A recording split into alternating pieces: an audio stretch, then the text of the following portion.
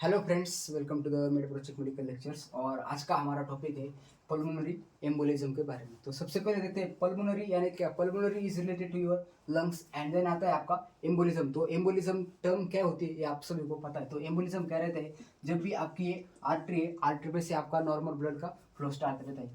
तो इसमें ब्लड के सिवाय अगर कुछ पार्टिकल आता है और वो ऑब्स्ट्रक्शन करता है तो उस चीज़ को हम क्या कहते हैं, एम्बोलिज्म कहते हैं। अभी ये एम्बोलिज्म है। एम्बोलिज्म या तो आपका गैस का हो सकता है या फिर सॉलिड मास भी हो सकता है। मे बी आपकी जो थ्रोम्बोस रहती है तो थ्रोम्बोस से कुछ पार्ट डिटैच होकर सपोज ये ऊपर का पार्ट आ गया है इसमें, तो इसको भी हम क्या कहते हैं, एम्बोलिज्म कहते हैं। तो ऐसी हुई आपकी एम्बोलिज्म की डेफिनेशन और एम्बोलिज्म की टर्म। तो आज हम क्या देखने वाले, पल्मोनरी एम्बोलिज्म। तो पल्मोनरी एम्बोलिज्म क्या रहता है, जब भी आपकी जो पल्मोनरी आर्टरीज रहती है तो आपके हार्ट का जो सर्कुलेशन रहता है, तो हार्ट के सर्कुलेशन के बाद जब आपकी जो आपका डीऑक्सीजनेटेड ब्लड रहता है तो राइट वेंट्रिकल से लेकर आपके जब लंग्स के लिए जाता है तो उस पल्मोनरी आर्टरीज में कुछ एम्बोलिज्म का लॉजिंग हो जाना, उससे हम क्या कहते हैं, पल्मोनरी एम्बोलिज्म। आई डायग्राम के साथ देखते हैं। तो ये हुआ आपका राइट एट्रियम और ये आपका right ventricle. This is your left atrium and this is your left ventricle. तो ये हुआ आपका नॉर्मली हार्ट। तो हार्ट में ये आपका मिडल का सेप्टम। तो सबसे पहले कैसा रहता है, इधर आपका सुपीरियर वेना केवा और ये इन्फीरियर वेना केवा। देन ये तो जो आर्टरीज है ये आपकी है पल्मोनरी आर्टरीज। अभी पल्मोनरी आर्टरीज किससे जुड़ी हुई रहती है, तो पल्मोनरी आर्टरीज जाती है आपके लंग्स को। ये आपका लेफ्ट लंग और ये आपका राइट लंग। और इधर से रहता है आपका एवोर्टा। एवोर्टा हम इसमें नहीं दिखाते, सिर्फ इतने दिखाते। तो सबसे पहले क्या होता है, जब भी अगर आपके डीप वेन थ्रोम्बोसिस इसका एक मेन रीजन है। तो डीप वेन थ्रोम्बोसिस में क्या होता है, जो भी आपकी लोअर लिम्स की जो वेन्स रहती है तो उनमें कुछ थ्रोम्बस फॉर्म हो जाता है। वो थ्रोम्बस क्या होता है, वो थ्रोम्बस उधर से डिटैच हो जाता है और उसका एम्बोलिज्म बनता है। फिर वो वेनस सप्लाई के साथ या फिर वेनस रिटर्न के साथ साथ किस में आता है, आपके आता है राइट एट्रियम में। ये आपका राइट एट्रियम। तो जब राइट एट्रियम का कॉन्ट्रैक्शन होता है तो वो आता है नीचे इधर राइट वेंट्रिकल में। तो और जब राइट वेंट्रिकल का कॉन्ट्रैक्शन होता है तो ब्लड किस में जाता है, ये जो आपकी आर्टरी है इसे हम क्या कहते हैं, पल्मोनरी आर्टरीज। तो इस पल्मोनरी आर्टरीज में ये ब्लॉकेज या फिर जो एम्बोलिज्म है, ये एम्बोलिज्म सबसे पहले राइट एट्रियम में आता है, फिर आता है आपके राइट वेंट्रिकल में, और राइट वेंट्रिकल से किधर जाता है, इधर आता है आपके जो पल्मोनरी आर्टरीज है। तो पल्मोनरी आर्टरीज में आकर इधर ब्लॉकेज फॉर्म करता है। तो इस कंडीशन को हम क्या कहते हैं, पल्मोनरी एम्बोलिज्म। तो सबसे पहले इसकी डेफिनेशन देखते हैं कि पल्मोनरी, ये आपका जो सिंपल कंसेप्ट है पल्मोनरी एम्बोलिज्म का, तो ऐसा कंसेप्ट रहता है आपका पल्मोनरी एम्बोलिज्म का। तो सबसे पहले देखते हैं उसकी डेफिनेशन। तो क्या है उसकी definition, suddenly blockage in the pulmonary arteries due to the blood clot. तो ये क्या है, आपका ब्लड क्लॉट है, इससे क्या हुआ है, आपकी जो पल्मोनरी आर्टरीज है इसमें ब्लॉकेज हुआ है। तो suddenly blockage in the pulmonary arteries due to the blood clot is known as the pulmonary embolism. Then उसके बाद देखते हैं उसके कॉजेस यानी कि इटियोलॉजिस क्या कह रहे थे। तो सबसे पहले आता है आपका डीप वेन थ्रोम्बोसिस। तो डीप वेन थ्रोम्बोसिस में क्या रहता है, आपकी जो लोअर लिम्स की जो वेन्स रहती है, जैसे कि मैंने अभी भी आपको पता है, जो आपकी लोअर लिम्स की वेन्स रहती है, तो जो भी ओबेसिटी के ओबेस पर्सन रहते हैं या फिर जिनका लॉन्ग टाइम सिटिंग का ऑक्यूपेशन है, ऐसे पर्सन रहते हैं, तो उनमें वो क्लॉट उधर फॉर्म हो जाता है आपके लोअर लिम में। तो वेनस रिटर्न के साथ साथ वो ऊपर आता है और फिर आपके सर्कुलेशन के साथ इंटरफेयर करता है और फिर जाता है आपके पल्मोनरी आर्टरीज में, और उधर जाकर आपका वो एम्बोलिज्म या फिर इधर इधर लॉज हो जाता है और पल्मोनरी एम्बोलिज्म कॉज करता है। Then next one is the prolong bed rest. जो भी पेशेंट ज़्यादा दिनों के लिए बेड पर है तो उनकी कुछ एक्सरसाइज वगैरह नहीं है, तो ऐसे पेशेंट को भी एम्बोलिज्म फॉर्म होने के चांसेस ज़्यादा रहते हैं। देन आता है आपका heart disease, then cancer, blood vessel का अगर कैंसर है तो इस कंडीशन में भी पल्मोनरी एम्बोलिज्म होने के चांसेस बढ़ जाते हैं। स्मोकिंग और सीकेडी यानी कि नेफ्रोटिक सिंड्रोम, आर्टेल फिब्रिलाइजेशन, प्रेगनेंसी एंड हाइपरकोएगुलिटी। हाइपरकोएगुलिटी यानी कि क्या, आपकी ब्लड की कोएगुलेशन करने की टेंडेंसी अगर ज़्यादा बढ़ जाती है तो उस कंडीशन में भी आपको एम्बोलिज्म हो सकता है, और वो एम्बोलिज्म सीधा आता है आपके हार्ट में, और हार्ट में जाकर फिर वो आपके पल्मोनरी आर्टरीज में लॉज हो जाता है। तो इस कंडीशन को हम क्या कहते हैं, पल्मोनरी एम्बोलिज्म। और ये थे आपके कॉमन कॉजेस को एक बार फिर से रिपीट करते हैं। Deep vein thrombosis, then prolong bed rest, heart disease, cancer, specially blood vessel का जो कैंसर रहता है उसमें पल्मोनरी एम्बोलिज्म होता है। Then smoking, major surgery, liver disease like liver cirrhosis, then thrombosis in vessels, arterial fibrillation, pregnancy and hypercoagulability। तो ये जो 12 कॉजेस है ये आपके पल्मोनरी एम्बोलिज्म के में इटियोलॉजीज में आते हैं। देन रिस्क फैक्टर्स, कौन से पेशेंट है जिनको पल्मोनरी एम्बोलिज्म होने का रिस्क रहता है। तो डीवीटी यानी कि जो भी पेशेंट को डीप वेन थ्रोम्बोसिस है या फिर वेरिकोज वेन्स है, तो ऐसे पेशेंट को आपका पल्मोनरी एम्बोलिज्म हो सकता है। देन हाई लिपिड डाइट, जो भी पेशेंट हाई लिपिड डाइट लेते हैं तो उनमें थ्रोम्बोसिस होने के चांसेस रहते हैं। एक बार थ्रोम्बोसिस हो गया तो पल्मोनरी एम्बोलिज्म भी उसको सेकेंडरी हो सकता है। Then bed rest, obesity, long time sitting occupation, जिनका ऑक्यूपेशन लॉन्ग टाइम सिटिंग का या कि वो बेड के ज़्यादा काम करते हैं, तो ऐसे पेशेंट ऐसे कंडीशन में भी पल्मोनरी एम्बोलिज्म हो सकता है। देन क्लिनिकल फीचर्स यानी कि क्या, आपके साइन और सिम्टम,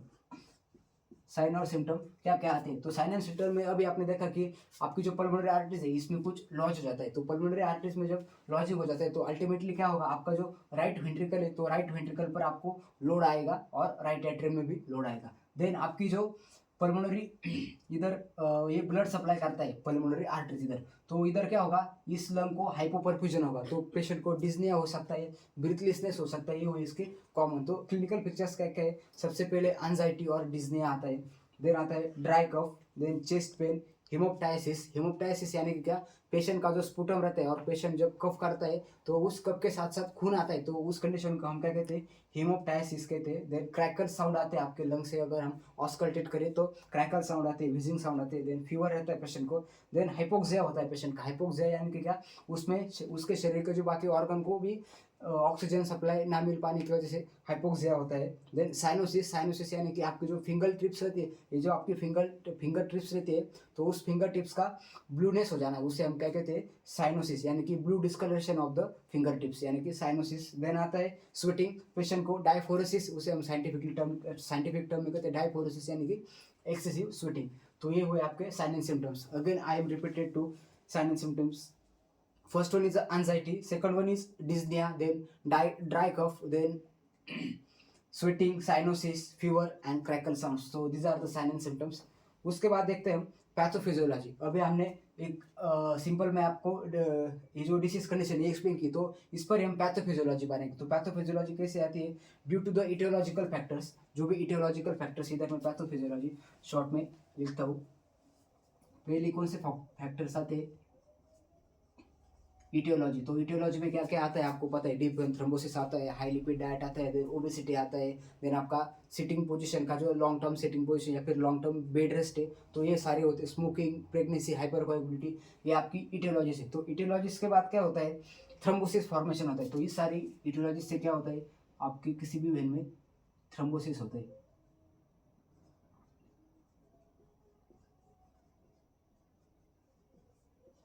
देन थ्रोम्बोसिस के बाद क्या होता है, breakdown of the thrombus and formation of the emboli. तो एम्बोलाई कैसे फॉर्म होता है, इस थ्रोम्बोसिस का ब्रेकडाउन होता है,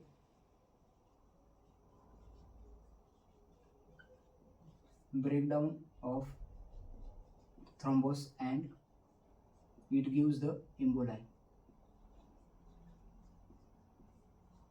अब ब्रेकडाउन कैसे होता है थ्रोम्बोसिस का, ये आपके एक नॉर्मल वेसल है और इस नॉर्मल वेसल में ये क्या है, ये आपका कुछ थ्रोम्बोसिस है। थ्रोम्बोसिस यानी कि क्या, ऐसा ऑब्स्ट्रक्शन जो कि आपके जो एंडोथेलियल लाइन पर है उस पर एडर रहता है। और जब भी ब्लड प्रेशर इधर बढ़ता है तो ब्लड प्रेशर से क्या होता है, इसका जो ऊपर का पार्ट है, ये ऊपर का पार्ट इससे एक्चुअल बॉडी से डिटैच होता है। और अभी ये जो सिंगल पार्ट है, ये सिंगल पार्ट का क्या बनता है, एम्बोलिज्म बनता है। और ऐसा अगर आपका ब्लड फ्लो तो ये ब्लड फ्लो के साथ फ्लो करता है, इसको हम कहते हैं breakdown of the thrombosis and formation of the emboli.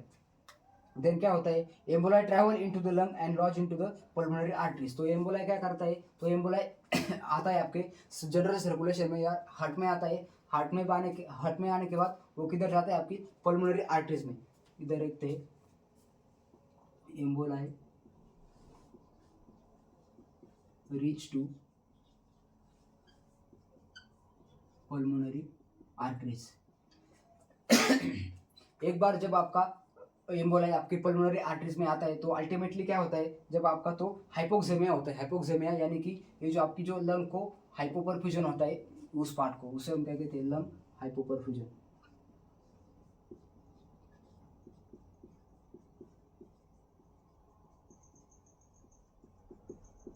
और सेकेंडरी क्या होता है, इधर जब आपकी पल्मोनरी आर्टरीज में लॉन्च हो जाता है तो लंग्स पर एक अफेक्ट पड़ता है और हार्ट पर भी अफेक्ट पड़ता है। तो जब लंग्स पर अफेक्ट पड़ता है तो उसमें क्या होता है, हाइपोपरफ्यूजन होता है लंग्स का। और इधर हार्ट पर क्या इफेक्ट पड़ता है, तो जब हार्ट पर इफेक्ट पड़ता है तो हार्ट पर कैसा इफेक्ट पड़ता है कि आपके जो राइट वेंट्रिकल है तो आपके राइट वेंट्रिकल की हाइपरट्रॉफी हो जाती है, यानी कि इधर आपका कंजेशन हो जाता है ब्लड का ज़्यादा, यानी कि राइट वेंट्रिकुलर हाइपरट्रॉफी हो सकती है, उसे हम कहते हैं राइट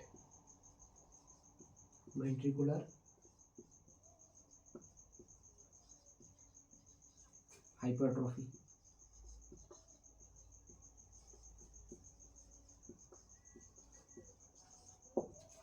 और जब आपकी राइट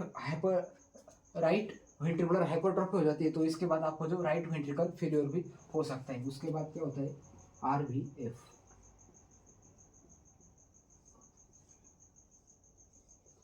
यानी क्या, राइट वेंट्रिकुलर फेलियर। तो ऐसी होती है आपकी पैथोफिजियोलॉजी पल्मोनरी एम्बोलिज्म की। देन उसके बाद देखते हैं हम डायग्नोसिस, यानी कि पल्मोनरी एम्बोलिज्म को अगर आपके पास पेशेंट आता है और पेशेंट के क्लिनिकल फीचर्स क्या है, पेशेंट को बहुत ज़्यादा स्वेटिंग हो रहा है, उसको डिजनिया है और उसको चेस्ट में पेन भी हो रहा है और पेशेंट कब भी कर रहा है, तो आपको कैसे पता चलेगा कि उस पेशेंट को पल्मोनरी एम्बोलिज्म हुआ है। तो उसके लिए हम क्या क्या डायग्नोसिस करते हैं, सबसे पहले हम हिस्ट्री कलेक्शन करते हैं, उसमें आता है ऑक्यूपेशन, यानी कि पेशेंट का ऑक्यूपेशन कौन सा है वो जानते हैं। Then health habits, patient smoking वगैरह करते हैं कहीं, वो उससे पूछते हैं।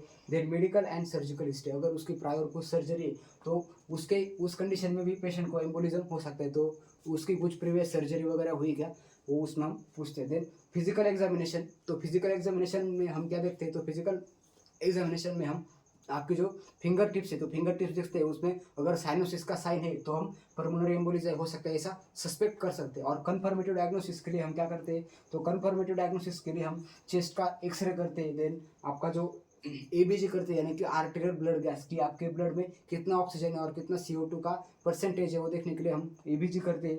देन पल्मोनरी एंजियोग्राफी करते हैं, तो पल्मोनरी एंजियोग्राफी में क्या रहता है कि आपकी इधर लंग्स में कौन सी आर्टरीज में या फिर कौन सी कैपिलरी में आपका ये एम्बोलिज्म जाकर लॉज हुआ है, ये हम चेक करते हैं पल्मोनरी एंजियोग्राफी में। ये आपका एक कन्फर्मेटिव टेस्ट है कि पर्सन को एम्बोलिज्म हुआ है या फिर नहीं। देन ECG करते हैं, वो तो हम सभी पेशेंट में करते हैं। देन CT स्कैन करते हैं, लंग्स का CT स्कैन वगैरह करते हैं। देन 2D को करते हैं, तो 2D को किस चीज़ के लिए करते हैं कि इधर हार्ट का नॉर्मल हार्ट रेट देखने के लिए, या फिर इसका राइट वेंट्रिकुलर की साइज में कुछ चेंजेस वगैरह आए कि अगर हाइपरट्रॉफी होती है या फिर RVF होता है, तो ऐसी कंडीशन में हमको 2D को करना पड़ता है। तो ये सारे आते हैं आपके डायग्नोस्टिक इवेल्यूशंस में। तो डायग्नोस्टिक में हमने सबसे पहले देखा था हिस्ट्री कलेक्शन, उसमें क्या देखा था हमने ऑक्यूपेशन, हेल्थ हैबिट्स और पेशेंट का अगर कुछ प्रायर सर्जरी हुआ है तो वो देखते हैं। देन फिजिकल एग्जामिनेशन में हम साइनोसिस देखते हैं, देन चेस्ट एक्सरे करते हैं, ECG मॉनिटरिंग करते हैं, ABG यानी कि आर्टेरियल ब्लड गैस का वो करते हैं। देन पल्मोनरी एंजियोग्राफी करते हैं और CT स्कैन करते हैं। और लास्ट में क्या करते हैं 2D को हमारी राइट वेंट्रिकल में अगर कुछ दिक्कत आती है तो उस चीज़ को चेक करने के लिए हम 2D को करते हैं। देन नेक्स्ट आता है मैनेजमेंट, की पल्मोनरी एम्बोलिज्म के पेशेंट को मैनेज कैसे करते हैं। तो आज के वीडियो का बहुत ही इंपॉर्टेंट पार्ट है वो मैनेजमेंट। तो मैनेजमेंट में हम सबसे पहले देखते हैं मेडिकल मैनेजमेंट। तो मेडिकल मैनेजमेंट में हम सबसे पहले पेशेंट को देते हैं एंटीकोएगुलेंट्स। तो ड्रग्स को पहले क्लासीफाई करते हैं। फर्स्ट आते हैं आपके एंटीकोएगुलेंट। तो एंटीकोएगुलेंट में हम क्या देते हैं, हम एंटीकोएगुलेंट में पेशेंट को देते हैं हेपारिन। देन उसके बाद जो सेकंड ड्रग है, तो सेकंड ड्रग में हम क्या देते हैं थ्रोम्बोलाइटिक्स।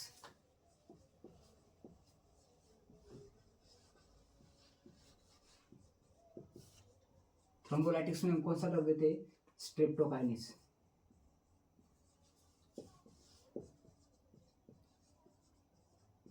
तो ये जो दो ड्रग्स है, तो ये दो ड्रग्स आपके जो ब्लड की कोएगुलेबिलिटी या फिर ये जो हमारा जो फॉर्म हुआ हुआ एम्बोला है इसके साथ एक्ट करते हैं। तो सबसे पहले देखते हैं हम एंटीकोएगुलेंट, यानी कि क्या, तो एंटीकोएगुलेंट्स में आता है heparin to prevent the new blood clots, यानी कि एक ब्लड क्लॉट तो हमारा पहले से हुआ है, तो अगर और भी कुछ ब्लड क्लॉट्स बॉडी में बन रहे हैं तो उनको रोकने के लिए कौन काम आता है, उसमें काम आता है हेपेरिन। तो हेपेरिन का फंक्शन क्या है, to prevent the formation of the new blood clots, it is the function of our heparin. Then thrombolytics, अभी थ्रोम्बो यानी कि क्या, थ्रोम्बोसिस या फिर एम्बोलिज्म। और लाइटिक्स यानी कि क्या, लाइसिस।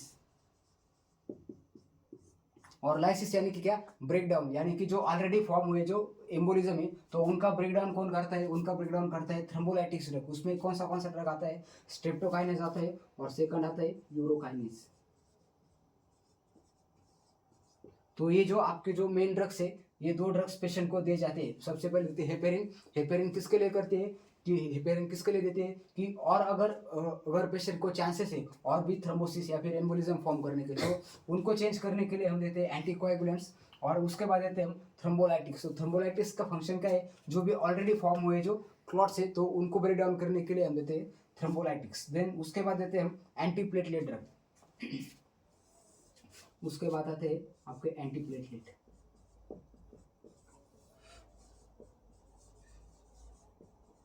तो एंटीप्लेटलेट ड्रग क्या करते हैं, जो भी आपके प्लेटलेट्स का एग्रीगेशन होता है और उससे जो क्लॉट बनता है, तो वो प्रिवेंट करने के लिए हम पेशेंट को कौन सा ड्रग देते हैं, एंटीप्लेटलेट ड्रग्स देते हैं। तो इसमें आता है आपका एस्पिरिन।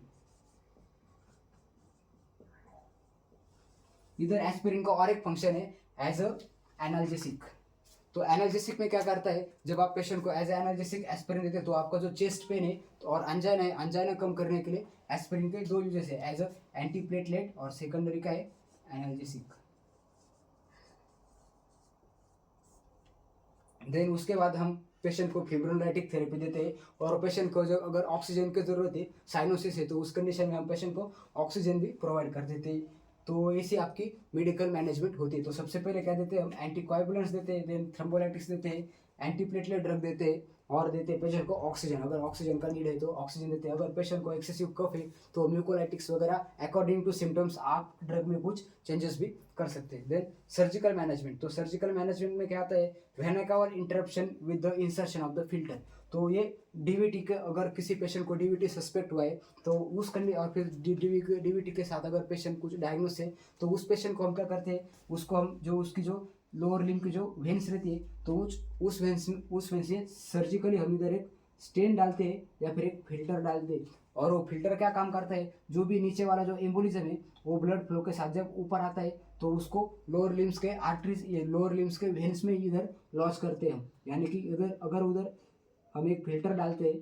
तो इस फिल्टर का फंक्शन क्या है, ये फिल्टर क्या करता है, आपको जो एम्बोलिज्म है उसको नीचे ही ब्लॉक करता है और हार्ट के पास आने नहीं देता। और जब ये एम्बोलिज्म इधर ब्लॉक हो जाता है, तो उस कंडीशन में हम पेशेंट को थ्रोम्बोलाइटिस की ट्रीटमेंट स्टार्ट करते हैं। तो ये जो ऑलरेडी फॉर्म इधर जो थ्रोम्बोस है तो या फिर एम्बोलिज्म है, उसका इधर धीरे धीरे ब्रेक डाउन होता है और पेशेंट मेडिकेशंस पे कवर होता है। तो मेन पल्मोनरी एम्बोलिज्म होने के पहले जो सर्जरी की जाती है, या फिर किसी पेशेंट को, हम पेशेंट को ही बताते हैं जब पेशेंट को डीप वेन थ्रोम्बोसिस रहता है या फिर उसके लोअर लिम्स में एम्बोलाई रहते हैं, तो पेशेंट को बताते हैं कि अगर आपने अभी से ट्रीटमेंट नहीं ली तो आगे जाकर आपको हार्ट अटैक आ सकता है या फिर पल्मोनरी एम्बोलिज्म हो सकता है। तो उस कंडीशन में हम पेशेंट को ये सर्जरी करते हैं, जिसमें हम लोअर लिम्ब के जो वेन्स रहते हैं उनमें एक फिल्टर डालते हैं। और उस फिल्टर की वजह से क्या होता है, जो भी आपका एम्बोलिज्म है वो उधर ही ड्रॉप हो जाता है और आप थ्रोम्बोलाइटिक्स थेरेपी कर कर उधर पेशेंट का ये जो एम्बोलिज्म है उसका ब्रेक डाउन कर सकते हैं। तो ये हुई हमारी फर्स्ट सर्जरी। और सेकंड सर्जरी में हम क्या करते हैं, second surgery is the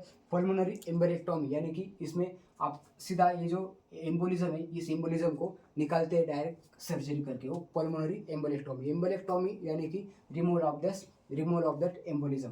then last में देखते हैं हम इसके कॉम्प्लिकेशंस की। अगर किसी पेशेंट को पल्मोनरी एम्बोलिज्म है अगर और वो पल्मोनरी एम्बोलिज्म राइट टाइम पर ट्रीट नहीं हुआ है, तो ऐसे पेशेंट को हम या फिर ऐसे पेशेंट को कौन से कॉम्प्लिकेशंस आ सकते हैं। तो सबसे पहले रहता है सडन कार्डियक डेथ, पेशेंट की डेथ भी हो सकती है। देन लंग इन्फ्रैक्शन हो सकता है, अगर लंग को ज़्यादा टाइम तक ऑक्सीजन सप्लाई या फिर ब्लड सप्लाई नहीं मिलता तो लंग का किसी पार्ट में इन्फ्रैक्शन हो सकता है। देन प्लूरल इफ्यूजन हो सकता है। देन पल्मोनरी इडिमा हो सकता है। और सीवियर हाइपोक्सेमिया की वजह से पेशेंट कोमा में जा सकता है और या फिर पेशेंट की डेथ भी हो सकती है। So this is all about pulmonary embolism. तो पल्मोनरी एम्बोलिज्म में हमने क्या क्या देखा, उसके डेफिनेशन देखी, देन उसके कॉजेज देखे, उसकी इटियोलॉजीज और उसका रिस्क फैक्टर देखे, देन उसका पैथोफिजियोलॉजी, सिंपल सा पैथोफिजियोलॉजी देखा। देन उसका ट्रीटमेंट में हमने देखा एक मेडिकल मैनेजमेंट और दूसरा सर्जिकल मैनेजमेंट। सर्जिकल मैनेजमेंट में हम एक फिल्टर डालने की एक सर्जरी डीवीटी में करते हैं और सेकेंडरी हम क्या करते हैं, पल्मोनरी एम्बोलेक्टोमी। तो ये आपकी सेकंड सर्जरी करते हैं। और उसके बाद देखा हमने complication. So this is all about the pulmonary embolism. अगर आपको एक टॉपिक से लेकर कुछ डाउट्स है तो कमेंट सेक्शन में बताओ। अगर आपको एक टॉपिक्स के नोट्स चाहिए तो मैंने ग्रुप में मैंने अपने जो डिस्क्रिप्शन है तो डिस्क्रिप्शन में मैंने उधर एक लिंक डाला है, तो उस लिंक पर जाकर आपको गूगल ड्राइव का फाइल ओपन होगा। उधर फर्स्ट ईयर से लेकर टू फोर्थ ईयर से लेकर सारे नोट्स उधर डाले हुए। उधर जाकर आप एमएसएन के फोल्डर में देखो, उधर आपको एमएसएन के क्वेश्चन पेपर में फर्स्ट पार्ट में आपको पल्मोनरी एम्बोलिज्म का सारे के सारे नोट्स मिल जाएंगे। अब ये वीडियो आपके फ्रेंड के साथ शेयर करो, वीडियो को लाइक करो एंड चैनल को सब्सक्राइब करो। Thank you friends.